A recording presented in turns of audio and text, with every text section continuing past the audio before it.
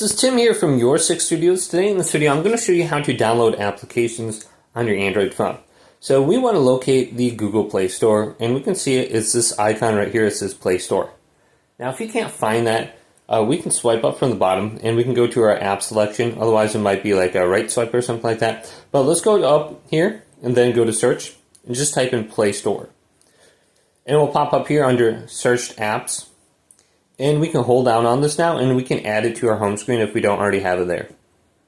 And we can drag it to the home screen here. Now let's select Google Play Store and open this up. And then get started, and we can skip all this stuff, no thanks. Not now.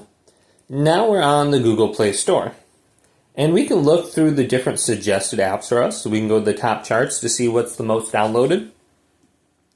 So ChatGPT, TikTok, WhatsApp, etc. So whatever app you're probably looking for is probably in this top like 30 to 40 list right here. So I saw Facebook before, Messenger, Walmart.com, which is actually really nice nowadays. Otherwise, we have the option to go to search, and then we can go to whatever app we want. So we can go to YouTube.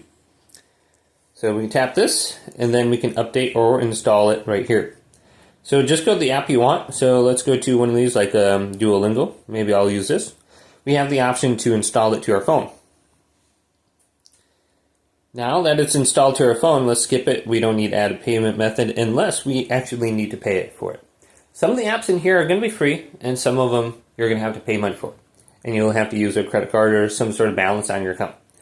So once this is done downloading, it'll be under our app list once again. It'll be at the back of it. So it should be right here. So we can just find it. If it's not, we can just type in Duolingo. So let's do that. Duolingo. Okay, so it's right here. And we can just hold down on it and add it to our home screen once again. But hopefully this video did indeed help you out.